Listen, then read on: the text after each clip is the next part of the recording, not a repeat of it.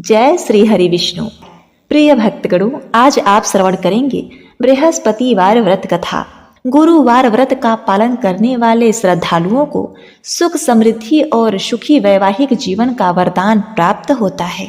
यदि किसी कारणवश आप यह व्रत नहीं कर सकते तो प्रत्येक गुरुवार को कथा को अवश्य सुने। यह केवल एक कथा नहीं बल्कि मनोकामनाओं को पूर्ण करने की चाबी है। गुरुवार के दिन कथा सुनने से घर परिवार में धन धान की वृद्धि होती है। यदि आप कथा को सुन रहे हैं तो पूरा सुने, क्योंकि किसी भी व्रत कथा को आधा अधूरा नहीं छोड़ते। इससे श्री हरि विष्णु जी का अनादर होता है तथा वीडियो को लाइक करके कमेंट में श्री विष्णु भगवान की जय हो जरूर लिखें।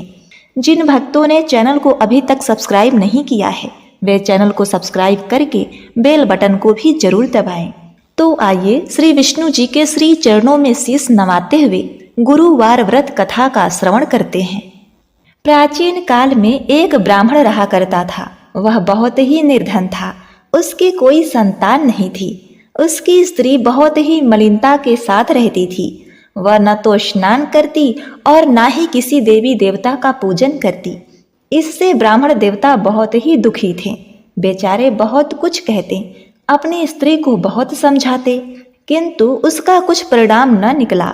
भगवान की कृपा से ब्राह्मण की स्त्री के एक कन्या रूपी रत्न पैदा हुई। कन्या बड़ी होने पर प्रातः काल स्नान करके विष्णु भगवान का जाप, बृहस्पतिवार का व्रत करने लगी। अपने पूजा पाठ को समाप्त करके वह विद्यालय जाती तो अपने मुट्ठी में जौ भरकर ले जाती और पाठशाला के मार्ग में डालती जाती। तब ये जौ स्वर्ण के हो जाते और लौटते समय उनको बीन कर घर ले आती। एक दिन वह बालिका सूप में उन जौ को फटकार कर साफ कर रही थी। उसके पिता ने देख लिया और कहा, हे बेटी, सोने के जौ के लिए सोने का सूप होना चाहिए। दूसरे दिन बृहस्पतिवार था। उस कन्या ने व्रत रखा और बृहस्पति देव से प्रार्थना करके कहा, हे प्रभु, मैंने आपकी पूजा सच्चे मन से की है तो मेरे लिए सोने का सूप दे दीजिए। बृहस्पति देव ने उसकी प्रार्थना स्वीकार कर ली। रोजाना की तरह वह कन्या जौ फैलाती हुई अपने विद्यालय जाने लगी। जब लौटकर जौ बीन रही थी तो बृहस्पति देव जी की कृपा से सोने का सूप मिला। उसे वह घर लेके आई और उसमें जौ साफ करने लगी, परंतु उसकी माँ का वही ढंग रहा। वह न तो नहाती, न तो पूजा पाठ करती और न ही शुद्धता से रहती। ऐसे ही एक दिन की बात है। वह कन्या सोने के सूप में जौ साफ कर रही थी। उस समय उस राज्य का राजकुमार वहां से घोड़े पर सवार होकर कहीं जा रहा था। इस कन्या के रूप और कार्य को देखकर वह मोहित हो गया तथा अपने राजमहल जाकर भोजन तथा जल त्याग करके उदास होकर लेट गया। राजा को जब इस बात का पता चला तो वह अपने मंत्री के साथ उसके पास गए और बोले, हे पुत्र, तुम्हें किस बात का कष्ट है? किसी ने अपमान किया है अथवा क्या कारण है? कहो, मैं वही कार्य करूंगा जिससे तुम्हें प्रसन्नता हो। अपने पिता की बात सुनकर राजकुमार ने कहा कि हे पिताजी, मुझे आपकी कृपा से किसी बात का कोई दुख नहीं है। किसी ने मेरा अपमान नहीं किया है, परंतु मैं एक लड़की से विवाह करना चाहता हूँ जो सोने के सूप में जौ साफ कर रही थी। यह सुनकर राजा आश्चर्य में पड़ गया और बोला, हे पुत्र, इस तरह की कन्या का पता तुम ही लगाओ। मैं उसके साथ तेरा विवाह अवश्य ही करवा दूंगा। राजकुमार ने उस लड़की के घर का पता अपने पिता को बताया। मंत्री उस लड़की के घर गए और ब्राह्मण देवता को सभी हाल बताया। ब्राह्मण देवता राजकुमार के साथ अपनी कन्या का विवाह करने के लिए तैयार हो गए तथा विधि विधान के साथ शुभ मुहूर्त में ब्राह्मण की कन्या का विवाह राजकुमार के साथ हो गया। अब कन्या विदा होकर अपने घर अर्थात राजमहल में चली गई। कन्या के घर से जाते ही पहले की भांति उस ब्राह्मण देवता के घर में गरीबी का निवास हो गया। ब्राह्मण देवता पहले की तरह ही दरिद्र हो गए। अब भोजन के लिए भी अन्न बड़ी मुश्किल से मिलता था। एक दिन दुखी होकर ब्राह्मण देवता अपनी पुत्री के पास गए। बेटी ने अपने पिता की दुखी अवस्था को देखा और अपनी माँ का हाल पूछा। तब ब्राह्मण ने सभी हाल कहा। कन्या ने अपने पिता का बहुत ही सेवा सत्कार किया, उन्हें अच्छे अच्छे भोजन कराए और अच्छी सैया पर विश्राम कराया। इसके बाद जब ब्राह्मण वापस घर को जाने लगे तो उस कन्या ने अपने पिता को धन देकर उन्हें विदा किया। इस तरह ब्राह्मण का कुछ समय सुखपूर्वक व्यतीत हुआ। अब कुछ दिन बाद फिर वही हाल हो गया। ब्राह्मण के पास अपनी पुत्री का दिया हुआ सारा धन समाप्त हो गया। ब्राह्मण फिर अपनी कन्या के यहाँ गया और सारा हाल कह सुनाया। तो उसकी पुत्री बोली, हे पिताजी, आप माताजी को यहाँ लेकर आइए, मैं उन्हें सभी विधि बताऊंगी जिससे गरीबी दूर हो जाएगी। वह ब्राह्मण देवता अपनी स्त्री को साथ लेकर अपने पुत्री के ससुराल पहुंचे। अपनी माँ को आया देखकर वह कन्या बड़ी ही प्रसन्न हुई और अपनी माँ को समझाने लगी कि हे माँ, तुम प्रातः काल स्नान आदि करके बृहस्पतिवार के दिन भगवान विष्णु का पूजन करो तो सब दरिद्रता दूर हो जाएगी। परंतु उसकी माँ ने एक भी बात नहीं मानी और प्रातः काल उठकर अपनी पुत्री की जूठन को खा लिया। इससे उसकी पुत्री को बहुत ही क्रोध आया और एक रात को कोठरी से सभी सामान निकाल दिया और अपनी माँ को उसमें बंद कर दिया। प्रातः काल उसने अपनी माँ को बंद कमरे से निकालकर स्नान आदि करा के बृहस्पतिवार के दिन पूजा पाठ कराया तो उसकी माँ की बुद्धि ठीक हो गई और फिर प्रत्येक बृहस्पतिवार को वह व्रत करने लगी। इस व्रत के प्रभाव से उसके माता पिता बहुत ही धनवान और पुत्रवान हो गए और बृहस्पति जी के कृपा से इस लोक के सुख भोग कर वे स्वर्ग को प्राप्त हुए। तो प्रिय भक्तगणों, इस व्रत कथा को सर्वप्रथम एक राजा ने सुना और कहा और उसने बृहस्पतिवार का व्रत किया। अब उसका भी वृत्तांत श्रवण करिए। भारतवर्ष में एक प्रतापी और दानी राजा राज्य करते थे। वह नित्य गरीबों और ब्राह्मणों की सहायता करते थे। यह बात उनकी रानी को बिल्कुल भी अच्छी नहीं लगती थी। वह न ही गरीबों को दान देती और न ही भगवान का पूजन अर्चन करती थी और राजा को भी दान देने से सदा मना किया करती थी। एक दिन की बात है, राजा शिकार खेलने वन को गए हुए थे तो रानी महल में एकदम अकेली थी। उसी समय बृहस्पति देव साधु वेश में राजा के राजमहल में भिक्षा लेने के लिए आए और भिक्षा मांगी। रानी ने भिक्षा देने से इनकार किया और कहा, हे साधु महाराज, मैं तो दान पुण्य से तंग आ गई हूँ। मेरे पति सारा धन लुटाते रहते हैं। मेरी यह इच्छा है कि हमारा संपूर्ण धन नष्ट हो जाए, फिर न रहेगा बांस न बाजेगी बांसुरी। साधु ने कहा, हे देवी, तुम तो बड़ी ही विचित्र हो। धन संतान तो सभी चाहते हैं, पुत्र और लक्ष्मी तो पापी के घर भी होनी चाहिए। यदि तुम्हारे पास अधिक धन है तो भूखों को भोजन कराओ, प्यासों के लिए प्याऊ बनवाओ, मुसाफिरों के लिए धर्मशालाएं खुलवाओ और निर्धन कुंवारी कन्याओं का विवाह कराओ। ऐसे कई काम हैं जिनके करने से तुम्हारा यश लोक परलोक में फैलेगा। परंतु रानी पर बृहस्पति देव के उपदेश का कोई प्रभाव न पड़ा।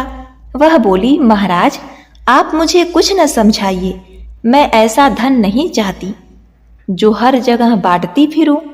साधु ने उत्तर दिया, यदि तुम्हारी ऐसी ही इच्छा है तो तथास्तु, तुम ऐसा ही करना। बृहस्पतिवार को घर लीप कर पीली मिट्टी से अपना सिर धोकर स्नान करना, भट्ठी चढ़ाकर कपड़े धोना। ऐसा करने से आपका सारा धन नष्ट हो जाएगा। इतना कहकर वह साधु महाराज वहां से अंतर ध्यान हो गए। साधु के अनुसार कई बातों को पूरा करते हुए रानी को सिर्फ 3 बृहस्पतिवार ही बीते थे कि उसकी समस्त धन संपत्ति नष्ट हो गई। भोजन के लिए राजा का परिवार तरसने लगा। तब एक दिन की बात है, राजा ने रानी को कहा, हे रानी, तुम यहीं रहो, मैं दूसरे देश को जाता हूँ, क्योंकि यहाँ पर सभी लोग मुझे जानते हैं, मेरा मान सम्मान है, इसीलिए मैं कोई छोटा कार्य नहीं कर सकता। ऐसा कहकर राजा परदेश धन कमाने के लिए चले गए। वहां वह जंगल से लकड़ी काट कर लाते, शहर में बेचते। इस तरह वह अपना जीवन व्यतीत करने लगे। इधर राजा के परदेश जाते ही रानी और दासी दुखी रहने लगी। एक बार जब रानी और दासी को 7 दिन तक बिना भोजन के रहना पड़ा, तो रानी ने अपनी दासी से कहा, हे दासी सुनो, पास के ही नगर में मेरी बहन रहती है। वह बड़ी ही धनवान है। तुम उसके पास जाकर कुछ ले आओ ताकि थोड़ी बहुत गुजर बसर हो जाए। दासी रानी की बात सुनकर रानी की बहन के पास गई। उसी दिन बृहस्पतिवार का दिन था और रानी की बहन उस समय बृहस्पतिवार व्रत कथा सुन रही थी। दासी ने रानी की बहन को अपनी रानी का संदेश दिया, किंतु रानी की बड़ी बहन ने कोई भी उत्तर नहीं दिया। जब दासी को रानी की बहन की ओर से कोई उत्तर नहीं प्राप्त हुआ तो बहुत ही दुखी हुई और उसे क्रोध भी आया। दासी ने वापस आकर अपनी रानी को समस्त बात कह सुनाई। यह सुनकर रानी ने अपने भाग्य को कोसा। उधर रानी की बहन ने सोचा कि मेरी बहन की दासी आई थी, परंतु मैं उससे नहीं बोली, इससे वह बहुत ही दुखी हो गई। कथा सुनकर और पूजा समाप्त करके वह अपने बहन के घर आई और कहने लगी, हे बहन, मैं बृहस्पतिवार का व्रत कर रही थी। तुम्हारी दासी मेरे घर आई थी, परंतु जब तक कथा होती है तब तक न तो उठते हैं और न ही किसी से बात करते हैं, इसीलिए मैं नहीं बोली। कहो, तुम्हारी दासी मेरे घर क्यों गई थी? रानी बोली, बहन, तुमसे क्या छिपाऊं, हमारे घर में खाने तक को अनाज नहीं है। ऐसा कहते कहते रानी की आंखें भर आईं। उसने दासी समेत पिछले 7 दिनों से भूखे रहने तक की बात अपनी बहन को विस्तार पूर्वक सुना दी।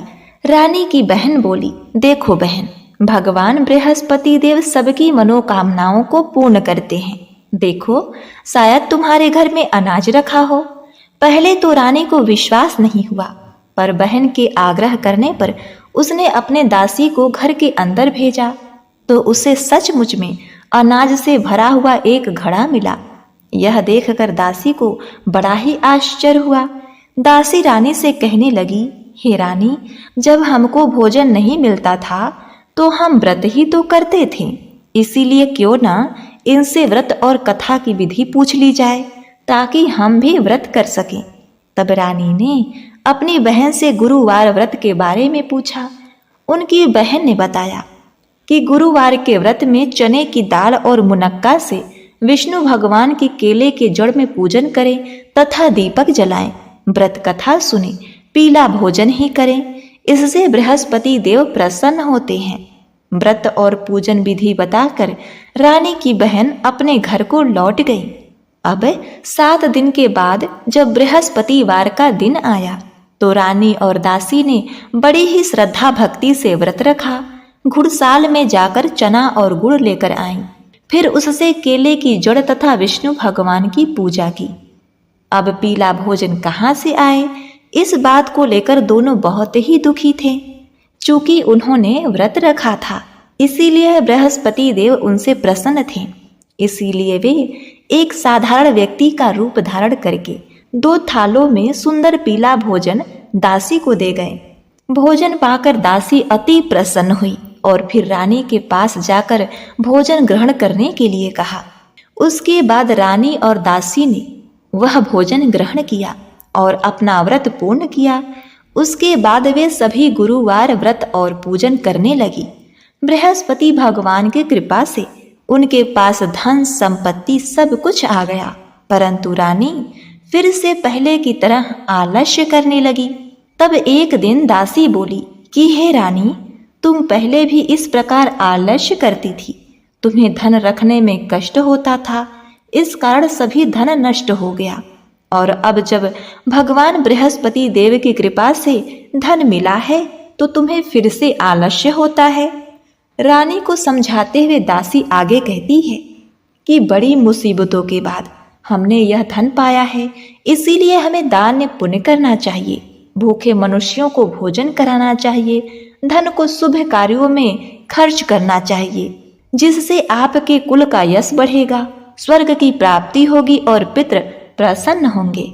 दासी की बात मानकर रानी अपना धन शुभ कार्यों में खर्च करने लगी, जिससे पूरे नगर में उनका यश फैलने लगा। अब इधर एक दिन राजा दुखी होकर जंगल में एक पेड़ के नीचे आसन जमाकर बैठे हुए थे। वह अपनी दशा को याद करके अति व्याकुल होने लगे। उस दिन बृहस्पतिवार का दिन था। एकाएक उसने देखा कि निर्जन वन में एक साधु प्रकट हो गए हैं। वह साधु वेश में स्वयं बृहस्पति देव थे। लकड़हारे के सामने आकर बोले, हे लकड़हारे, इस सुनसान जंगल में तू चिंता मग्न क्यों बैठा है? उस राजा लकड़हारे ने दोनों हाथ जोड़कर प्रणाम किया और उत्तर दिया, हे महात्मा, हे गुरुजी, आप सब कुछ जानते हैं, मैं क्या कहूँ? यह कहकर रोने लगा और साधु को अपनी आत्मकथा सुनाई। साधु ने कहा, तुम्हारी स्त्री ने बृहस्पति भगवान का निरादर किया है, जिसके कारण रुष्ट होकर उन्होंने तुम्हारी यह दशा कर दी है। अब तुम चिंता को दूर करके मेरे कहने पर चलो, तो तुम्हारे समस्त कष्ट दूर हो जाएंगे और भगवान पहले से भी अधिक धन संपत्ति देंगे।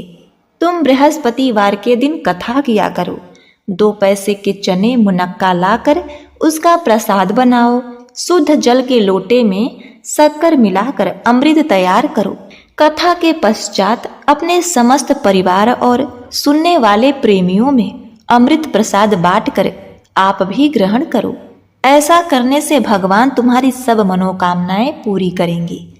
साधु के ऐसे वचन सुन के राजा लकड़हारा बोला, हे प्रभु, मुझे लकड़ी बेचकर इतना पैसा नहीं मिलता जिससे भोजन के उपरांत कुछ बचा सकूं। मैंने रात्रि में अपनी स्त्री को व्याकुल देखा है। वह मुझे याद कर रही है। मेरे पास कुछ भी नहीं जिससे मैं उसकी खोज खबर मांग सकूं। साधु ने कहा, हे लकड़हारे, तुम किसी बात की चिंता ना करो। बृहस्पति के दिन तुम रोजाना की तरह लकड़ियां लेकर शहर में बेचने के लिए जाओ।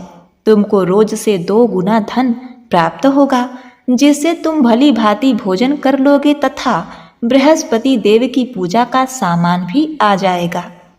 इतना कहकर साधु वहां से अंतर ध्यान हो गए। धीरे धीरे समय व्यतीत होने पर फिर वही बृहस्पतिवार का दिन आया। वह राजा जंगल से लकड़ी काटकर किसी शहर में बेचने के लिए चले गए। उसे उस दिन और दिन से अधिक पैसे मिले।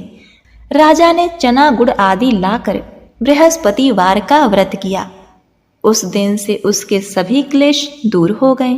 परंतु जब दोबारा गुरुवार का दिन आया तो बृहस्पतिवार का व्रत करना भूल गए। इस कारण बृहस्पति भगवान रुष्ट हो गए। उस दिन उस नगर के राजा ने विशाल यज्ञ का आयोजन किया था तथा शहर में एक घोषणा करवा दी थी कि कोई भी मनुष्य अपने घर में भोजन न बनावे, न आग जलावे। समस्त जनता मेरे यहाँ भोजन करने के लिए आएगी। इस आज्ञा को जो नहीं मानेगा उसे फांसी की सजा दी जाएगी। इस तरह की घोषणा संपूर्ण नगर में करवा दी गई। राजा की आज्ञा अनुसार नगर के सभी लोग भोजन करने गए, लेकिन लकड़हारा जो राजा थे कुछ देर में पहुंचे, इसलिए वहां के राजा उनको अपने साथ घर लिवा लाए और ले जाकर भोजन करा रहे थे तो रानी की दृष्टि उस खूंटी पर पड़ी जिस पर उनका हार लटका हुआ था। वहां पर हार नहीं दिखाई दिया। रानी ने निश्चय किया कि मेरा हार इस मनुष्य ने चुरा लिया है। उसी समय सिपाहियों को बुलाकर उसको कारागार में डलवा दिया गया। अब राजा बना लकड़हारा कारागार में पड़ गया और बहुत ही दुखी होकर विचार करने लगा कि न जाने कौन से पूर्व जन्म के कर्मों से मुझे यह दुख प्राप्त हुआ है, और उसी साधु को याद करने लगे जो कि जंगल में मिले थे। उसी समय तत्काल बृहस्पति देव साधु के भेष में प्रकट हुए और उनकी दशा देखकर कहने लगे, अरे मूर्ख, तूने बृहस्पति देव की कथा नहीं करी, इस कारण तुझे दुख प्राप्त हुआ है। अब चिंता मत कर। बृहस्पतिवार के दिन कारागार के दरवाजे पर 4 पैसे पड़े मिलेंगे। उनसे तू बृहस्पति देव की पूजा करना, तेरे सभी कष्ट दूर हो जाएंगे। अब बृहस्पति के दिन उसे 4 पैसे मिले। लकड़हारे ने कथा कही। उसी रात्रि को बृहस्पति देव ने उस नगर के राजा को स्वप्न में कहा, हे राजा, तूने जिस व्यक्ति को कारागार में बंद किया है वह निर्दोष है, वह किसी अन्य राज्य का राजा है, उसे छोड़ देना। रानी का हार उसी खूंटी पर टंगा है, अगर तूने ऐसा नहीं किया तो मैं तेरे राज्य को नष्ट कर दूंगा। इस तरह रात्रि के स्वप्न को देखकर राजा प्रातः काल उठा और खूंटी पर हार देखकर लकड़हारा राजा को बुलाकर क्षमा मांगी तथा उस लकड़हारा बने राजा को योग्य सुंदर वस्त्र आभूषण देकर विदा किया। बृहस्पति देव के आज्ञा अनुसार वह राजा अपने नगर को चल दिया। राजा जब अपने नगर के निकट पहुंचा तो उसे बड़ा ही आश्चर्य हुआ। नगर में पहले से भी अधिक बाग बागीचे, तालाब, कुएं तथा बहुत सी धर्मशालाएं, मंदिर इत्यादि बनी हुई थी। राजा ने एक व्यक्ति से पूछा, यह किसका बाग और धर्मशाला है? तब नगर के सब लोग कहने लगे, यह सब रानी और दासी के हैं। तो राजा को बड़ा ही आश्चर्य हुआ और उसे क्रोध भी बहुत आया। जब रानी ने यह खबर सुनी कि राजा आ रहे हैं तो उन्होंने दासी से कहा, हे दासी, देख, राजा हमको इतनी बुरी हालत में छोड़कर गए थे। हमारी ऐसी हालत देखकर वह लौट न जाए, इसीलिए तू दरवाजे पर खड़ी हो जाओ। आज्ञा अनुसार दासी दरवाजे पर खड़ी हो गई। राजा आए तो उन्हें अपने साथ लेकर आई। तब राजा ने क्रोध करके अपनी रानी से पूछा, हे रानी, यह धन तुम्हें कैसे प्राप्त हुआ? तब उन्होंने कहा कि हमें यह सब धन बृहस्पति देव के इस व्रत के प्रभाव से प्राप्त हुआ है। तब राजा ने निश्चय किया कि 7 रोज बाद तो सभी बृहस्पति देव का पूजन करते हैं, परंतु मैं प्रतिदिन दिन में 3 बार कहानी कहूंगा और रोज व्रत किया करूंगा। अब हर समय राजा के दुपट्टे में चने की दाल बधी रहती और दिन में 3 बार बृहस्पति देव की कथा कहता। एक रोज राजा ने विचार किया कि चलो अपनी बहन के यहाँ होकर आते हैं। इस तरह निश्चय करके वह राजा घोड़े पर सवार होकर अपनी बहन के यहाँ चलने लगे। मार्ग में उसने देखा कि कुछ आदमी एक मुर्दे को लेकर जा रहे हैं। उन्हें रोककर राजा कहने लगे, अरे ये भाइयों, मेरी बृहस्पति देव की कथा को सुन लो। वे बोले, लो, हमारा तो आदमी मर गया है, इनको अपनी कथा की पड़ी है। परंतु कुछ आदमी बोले, अच्छा, कहो, चलते चलते हम तुम्हारी कथा भी सुन लेंगे। राजा ने दाल निकाली और जब कथा आधी हुई तभी मुर्दा हिलने लगा और जब कथा समाप्त हुई तो राम राम कहकर मनुष्य उठकर खड़ा हो गया। सभी बृहस्पति देव का जयकारा लगाने लगे। अब आगे मार्ग में उसे एक किसान खेत में हल चलाता हुआ मिला। राजा ने उसे देखा और उससे बोले, अरे भाई, तुम मेरी बृहस्पतिवार की कथा को सुन लो।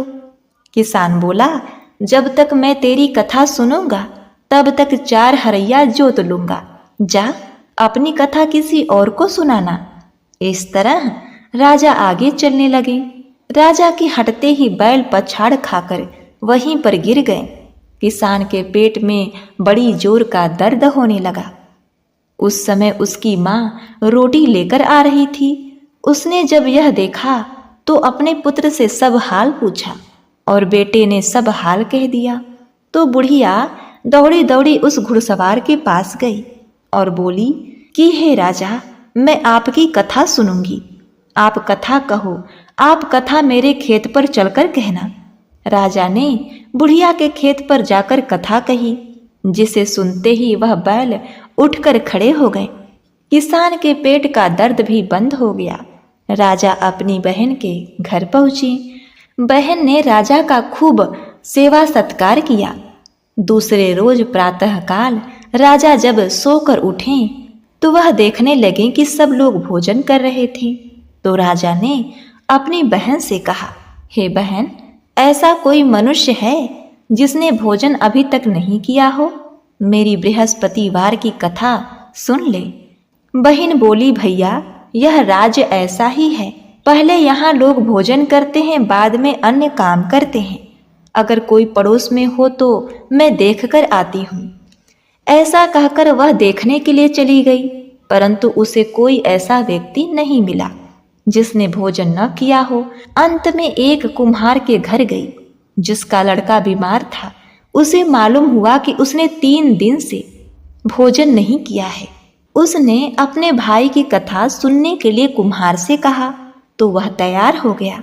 राजा ने जाकर बृहस्पतिवार की कथा कही, जिसको सुनकर कुम्हार का लड़का स्वस्थ हो गया। अब तो राजा की प्रशंसा होने लगी और बृहस्पति देव की जय जयकार होने लगी। अब एक रोज राजा ने अपनी बहन से कहा, हे बहन, हम अपने घर जाएंगे, तुम भी तैयार हो जाओ। राजा की बहन ने अपनी सासू माँ से अपने मायके जाने की अनुमति ली तो उसकी सास ने कहा, हाँ चली जाना, परंतु अपने लड़के को मत लेकर जाना, क्योंकि तेरे भाई की कोई औलाद नहीं है। बहन ने अपने भाई से कहा, हे भैया, मैं तो चलूंगी, पर कोई बालक नहीं जाएगा। राजा बोला, यदि कोई बालक नहीं चलेगा तब तुम ही क्या करोगी। बड़े दुखी मन से राजा अपने नगर को लौट आए।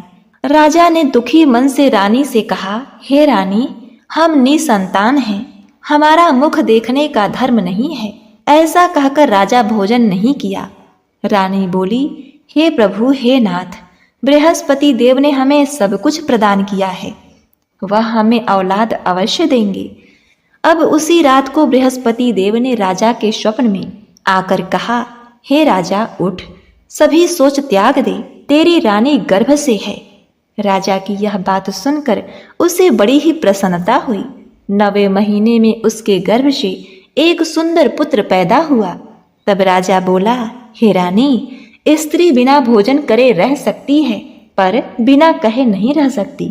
जब मेरी बहन आवेगी तब तुम उससे कुछ मत कहना। रानी ने सुनकर हाँ कर दिया।